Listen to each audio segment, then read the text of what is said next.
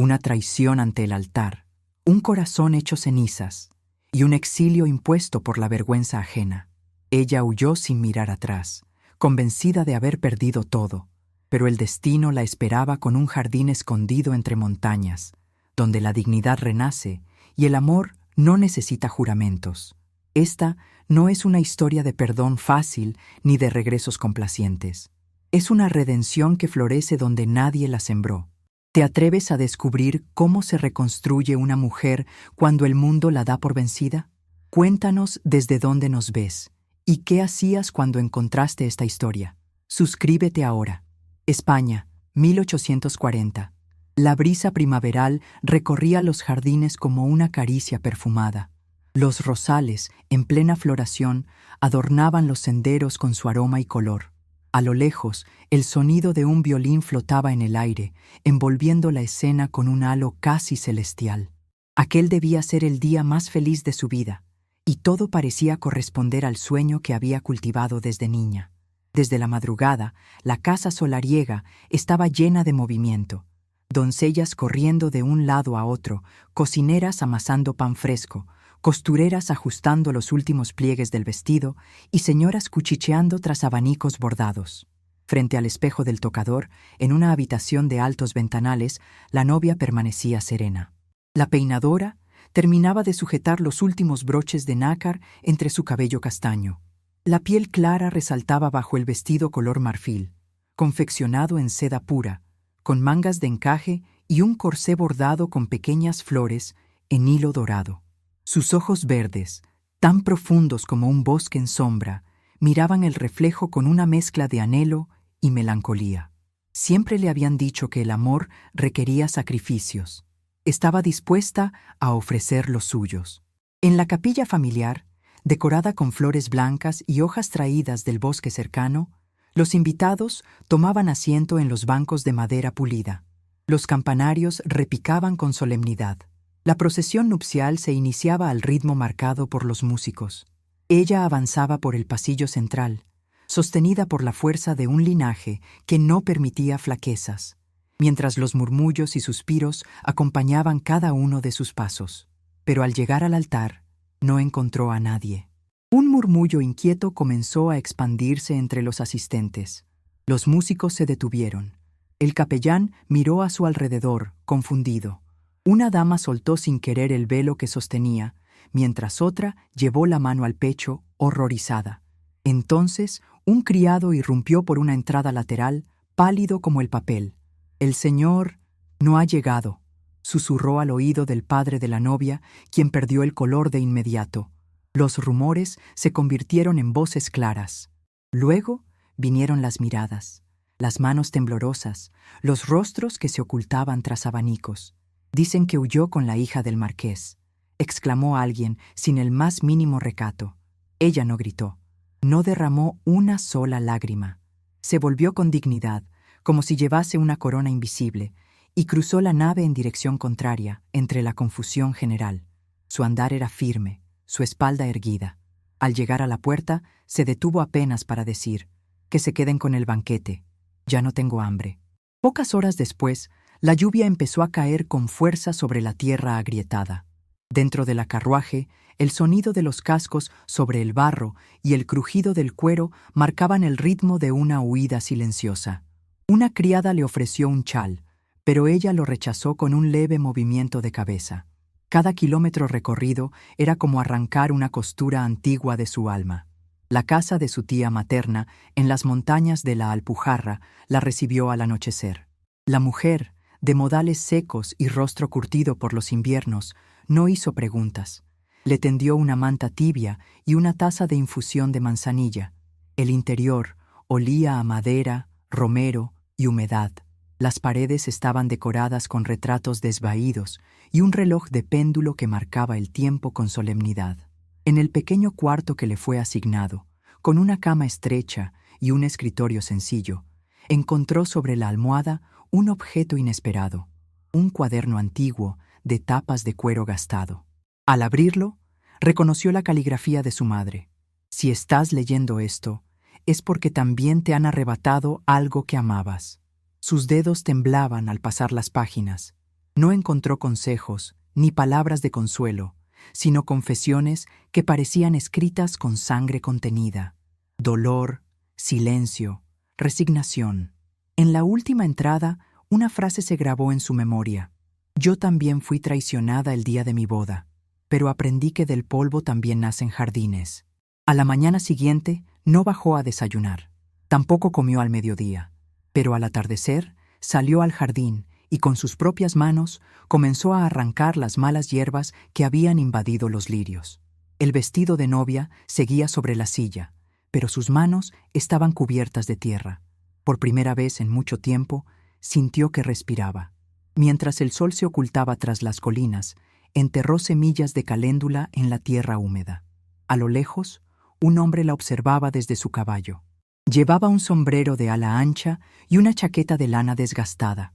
Sus ojos, ocultos por la sombra, reflejaban el cansancio de quien también ha conocido la traición. El destino acababa de mover su primera pieza, y ella, sin saberlo, había dado el primer paso hacia la siembra de su propia redención. La Alpujarra recibía a los forasteros con una cortesía fría, propia de tierras donde las montañas guardan más secretos que palabras.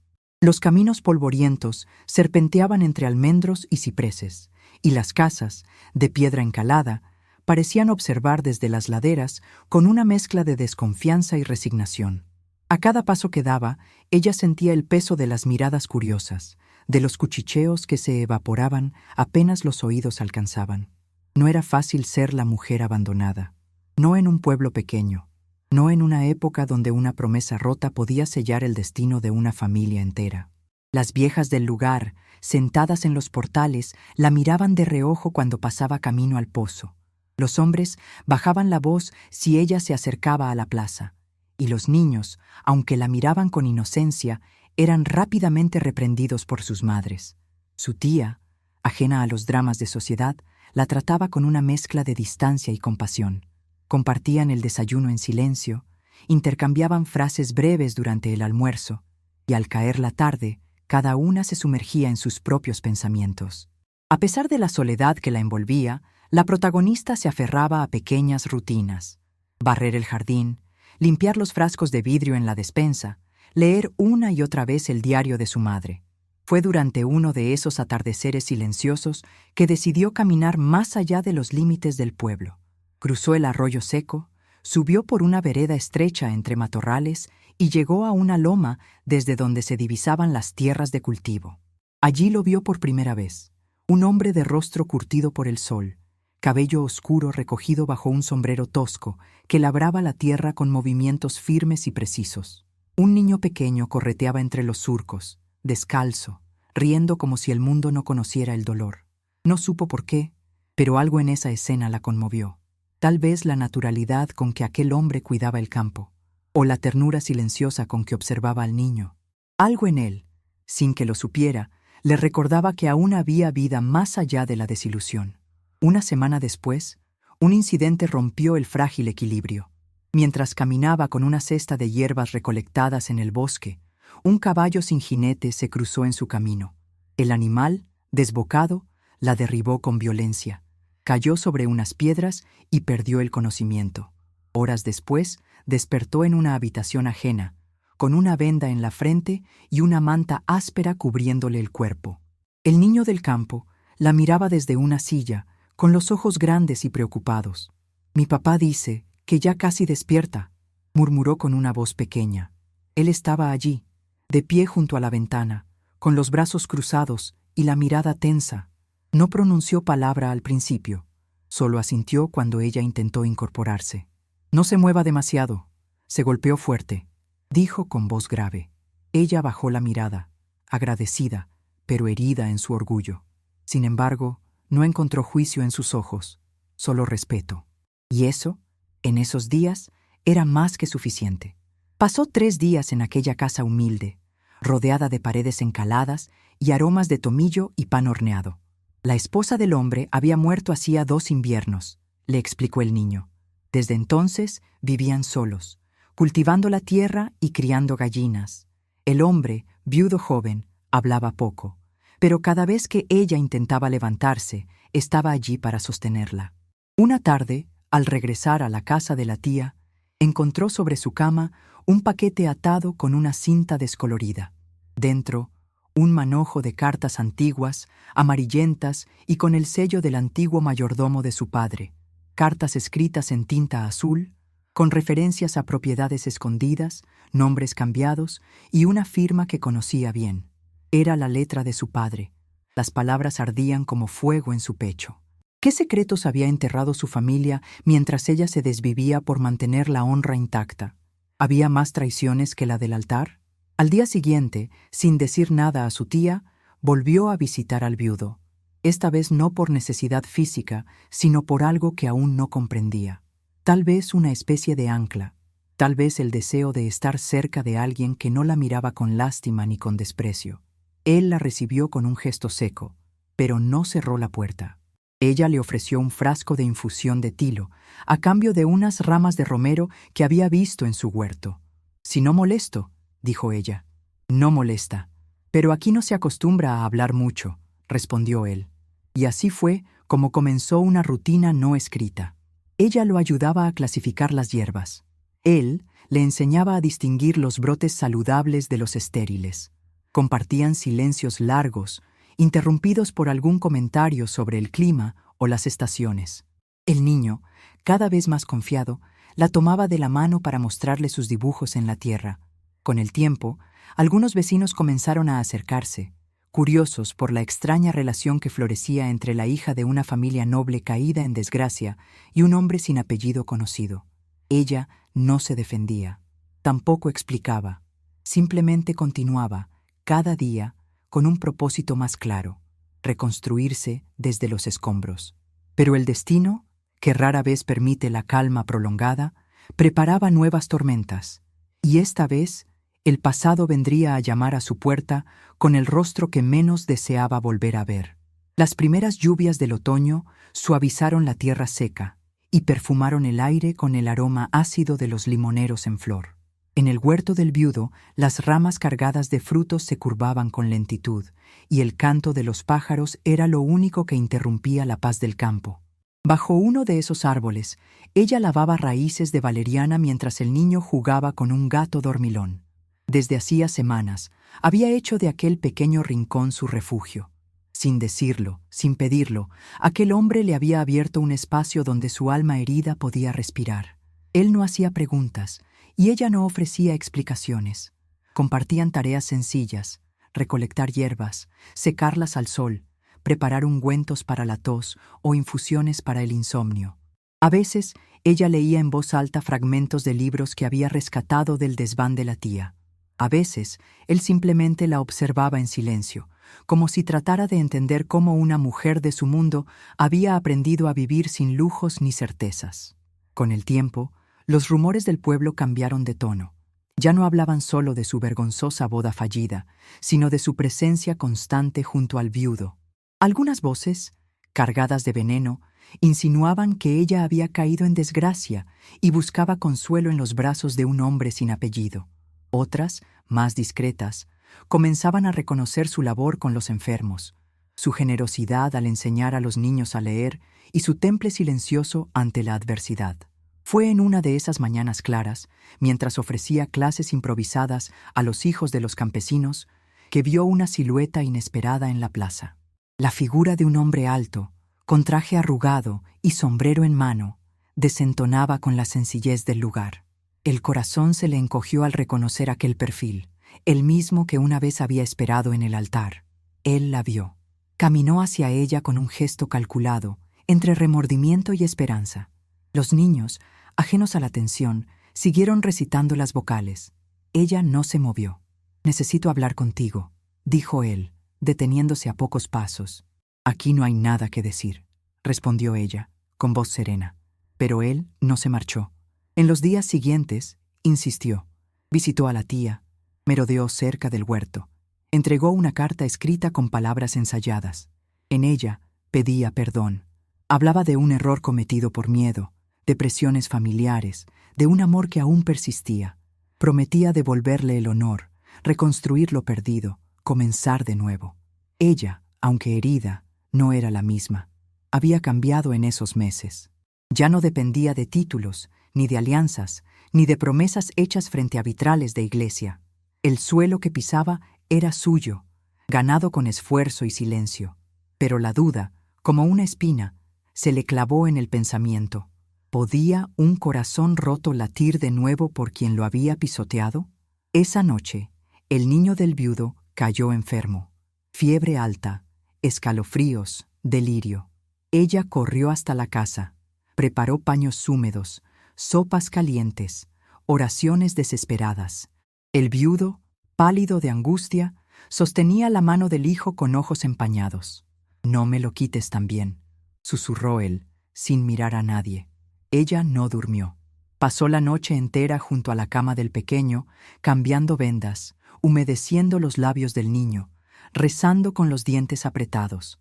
Al amanecer, el médico del pueblo llegó con rostro sombrío.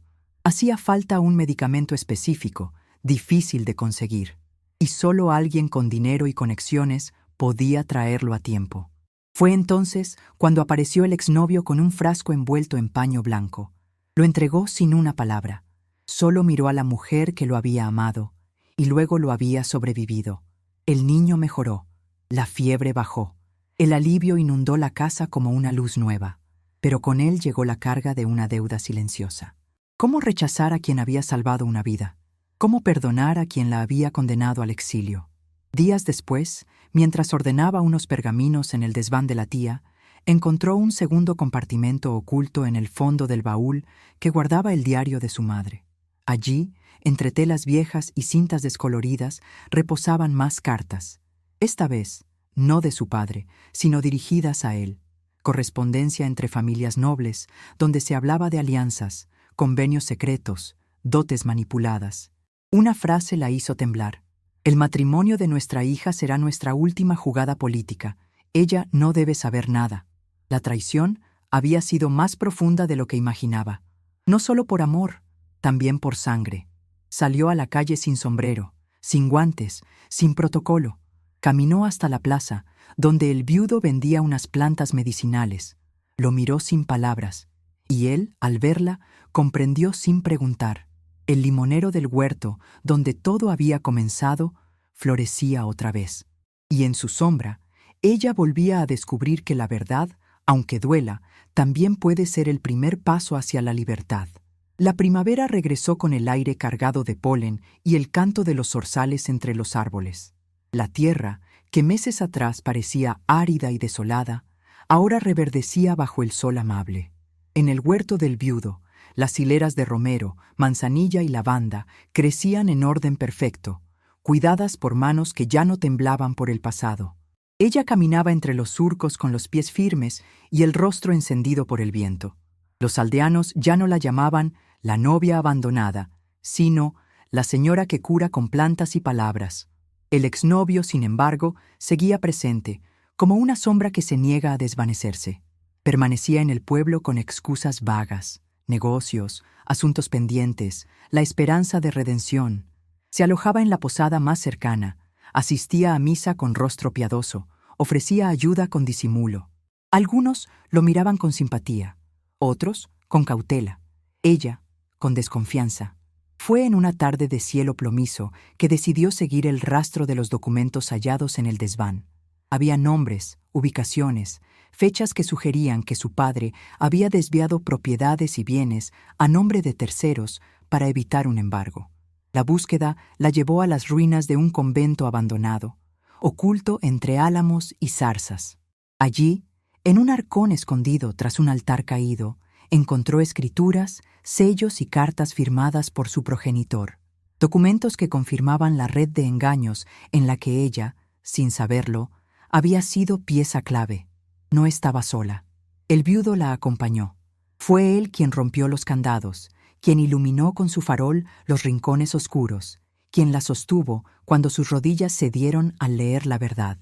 En ese momento, entre polvo y humedad, él le reveló un secreto que había guardado durante años. «Conocí a tu padre durante la guerra», dijo con voz baja. «Fue un hombre valiente, pero también calculador. Me salvó la vida en una emboscada, y a cambio me hizo guardar silencio sobre ciertos movimientos, terrenos, contratos, nombres. Ella lo miró sin aliento. El pasado parecía empecinado en desmoronar todo lo que construía. Pero no había ira en sus ojos, solo una tristeza mansa, como quien ya no espera justicia, sino paz. ¿Y ahora?, preguntó. Ahora te lo cuento porque no quiero que construyas sobre mentiras, ni contigo ni con nadie. De regreso al pueblo, un resplandor extraño cortó el horizonte. Llamas, gritos, humo. Alguien corría hacia ellos, agitando los brazos. «¡La casa de tu tía! ¡El fuego la alcanzó!», corrieron.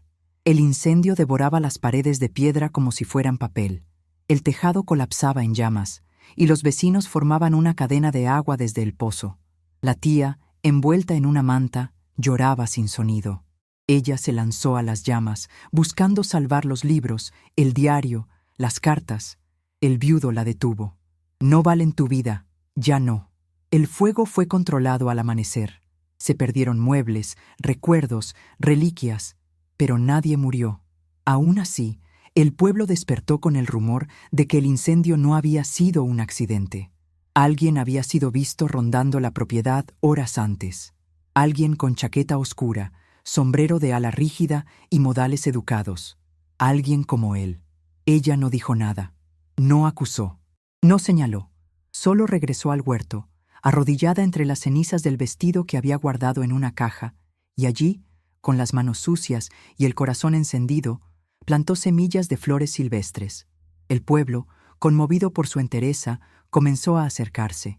Traían pan, mantas, tejas. Algunos ofrecieron ayuda para reconstruir la casa de la tía. Otros pidieron que enseñara a leer a sus hijas. Durante la festividad de la siembra, fue invitada a encabezar la procesión. Entre bailes, coplas y vino caliente, alguien colocó una corona de ramas en su cabello. Ella sonrió por primera vez en mucho tiempo. Esa noche, bajo la luz de la luna, el viudo se acercó. El niño dormía. La tía descansaba en la casa de una vecina. El huerto olía a tierra húmeda. «Hoy me preguntaron si eras mi esposa», dijo él. «¿Y qué respondiste?». «Que todavía no lo sé». Ella lo miró largo, sin palabras. Y cuando él se inclinó para besarla, sus labios encontraron un sí callado. No era pasión lo que brotaba entre ellos. Era algo más hondo, como el agua que corre bajo tierra. Algo que no estalla, pero sostiene. El pueblo los observaba, unos con envidia, otros con ternura. Pero nadie podía negar que aquella mujer que llegó rota y en silencio, ahora se había convertido en raíz, en flor, en fruto. El pasado aún respiraba entre ruinas, pero el presente comenzaba a florecer donde antes solo hubo ceniza. La brisa del verano traía consigo un aroma denso a higos maduros y madera recién cortada. Las cigarras cantaban entre las ramas y las horas parecían estirarse bajo el sol dorado de la Alpujarra.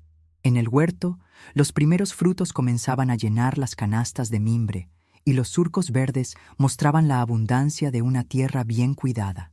Ella caminaba entre las hileras, con las mangas arremangadas, los cabellos recogidos y las mejillas coloreadas por el sol. El niño del viudo corría a su lado, riendo con la libertad de quien ha olvidado el miedo.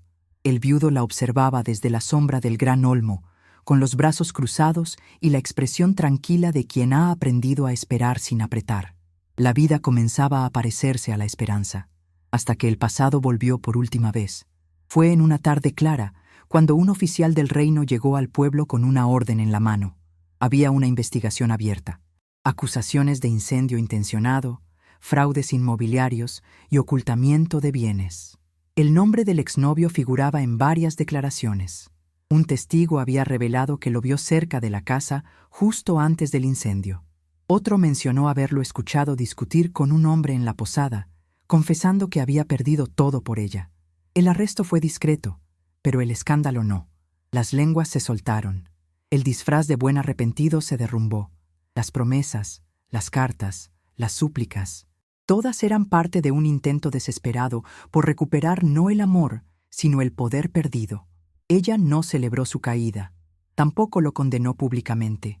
Solo caminó hasta el lugar donde tiempo atrás había enterrado las semillas de flores silvestres, y allí, bajo un cielo sin nubes, pronunció un adiós en voz baja. Con la ayuda del viudo y de los aldeanos, logró registrar a su nombre las tierras que una vez su padre escondió. No lo hizo por ambición, sino por cerrar un círculo. Aquellas propiedades se convirtieron en campos de cultivo, en huertos comunitarios, en pequeños espacios de aprendizaje donde las mujeres del pueblo compartían saberes. Un día, mientras preparaba infusiones para una mujer encinta, sintió unos brazos pequeños rodear su cintura. «Mamá, ¿puedo guardar esto para cuando nazca mi hermanito?»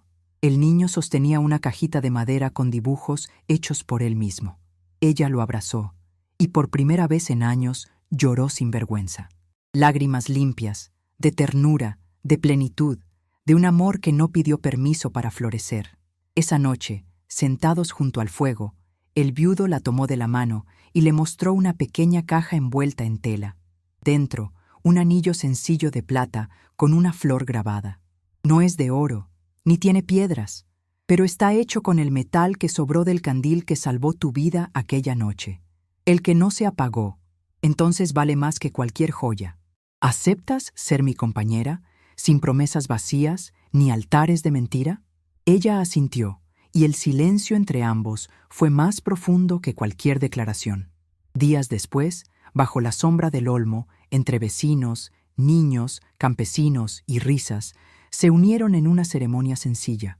No hubo campanas, ni flores exóticas, ni vestidos de seda, solo tierra fértil bajo los pies, manos entrelazadas, y el eco de un amor que creció entre ruinas. El vestido de novia, quemado años atrás, había dejado un círculo de cenizas. Allí, ella plantó un jardín, lirios, caléndulas, lavandas, margaritas, y en el centro, una flor que no conocía nombre, nacida sola entre las piedras. El exnovio nunca volvió. Algunos decían que fue enviado al extranjero, otros que terminó sus días en un convento, pero ella jamás preguntó, porque hay jardines a los que no se regresa, y heridas que, al florecer, sellan la tierra para siempre. La tía, en su vejez, tejía junto al fuego mientras murmuraba bendiciones para los nietos que llegaban. Y en el pueblo, todos sabían que la mujer que fue traicionada el día de su boda había escrito su propia historia con las manos llenas de barro, pero también de amor. 10 años después, el verano llegaba con la misma suavidad que entonces, pero los días eran distintos. La antigua casa de la tía había sido reconstruida con piedra firme, y el jardín ya no era solo un rincón de flores, era un mapa vivo de memorias. Las manos que antes temblaban por la vergüenza ahora tejían coronas para las hijas del pueblo, que crecían fuertes, libres y sin miedo a los espejos. Ella, ahora con cabellos salpicados de plata, caminaba descalza entre los surcos, con su vestido de lino claro y la mirada serena. El viudo, ya no viudo sino esposo, leía en voz baja bajo la sombra del mismo olmo donde se habían prometido sin promesas. El niño, convertido en joven, ayudaba en los campos y enseñaba a otros lo que había aprendido del silencio fértil de su madre adoptiva. Tuvieron una hija juntos. Nació con los ojos del padre y la determinación de la madre. La llamaron Luz. El pueblo creció. Algunos se fueron, otros llegaron. Pero nadie olvidaba cómo una mujer traicionada y humillada había transformado la ceniza en cosecha, el desprecio en ternura y el abandono en fuerza. Del hombre que la abandonó en el altar no se volvió a hablar. Se supo que murió lejos, solo, con más papeles que afectos. Nadie reclamó su nombre. El jardín donde todo comenzó florecía aún más en primavera, y cada flor que brotaba era una respuesta silenciosa al pasado, porque hay dolores que no se vencen, se transforman. Y hay amores que no necesitan testigos, solo raíces profundas. A veces, la mayor victoria no se grita, se vive en silencio. Ella no necesitó venganza, ni palabras duras, ni el regreso de quien la traicionó. Le bastó con reconstruirse desde el polvo, con sembrar esperanza donde solo quedaba desilusión, y con amar, no a quien le prometió el cielo, sino a quien supo cuidar sus raíces. Porque hay heridas que no se curan con el tiempo, sino con verdad, con dignidad, y con la paz de saber que nunca más volveremos al lugar donde nos rompieron. Si esta historia tocó tu corazón, quédate un momento más. Ahora te invito a cerrar los ojos y escuchar esta oración. Una oración hecha para mujeres fuertes, heridas y valientes como tú, para las que no se rinden, para las que, aún llorando, eligen florecer. Respira profundo y ven a orar conmigo. Hoy vengo delante de ti con el corazón abierto y las manos vacías. Tú conoces cada lágrima que he derramado en silencio, cada traición que soporté, cada promesa rota, cada palabra que me hirió, pero también sabes, Dios fiel, que en medio del abandono me sostuviste. Cuando todos me dieron la espalda, tú me miraste con amor. Cuando pensé que no tenía valor, me recordaste que fui creada con propósito. Cuando creí que no podía volver a empezar, tú abriste un nuevo camino. Hoy te entrego mis cenizas, mis ruinas, mis heridas, y te pido que hagas de mi vida un jardín. Enséñame a florecer otra vez, a confiar de nuevo, a amarme como tú me amas, a no suplicar cariño, sino a esperar en ti. Sana mi memoria, mis emociones, mis decisiones. Guía mis pasos con sabiduría, y que nunca más vuelva al lugar donde perdí mi dignidad. Gracias por rescatarme. Gracias por mostrarme que hay un amor que no traiciona, una verdad que no cambia, y una gracia que me cubre todos los días. En el nombre de Jesús, amén.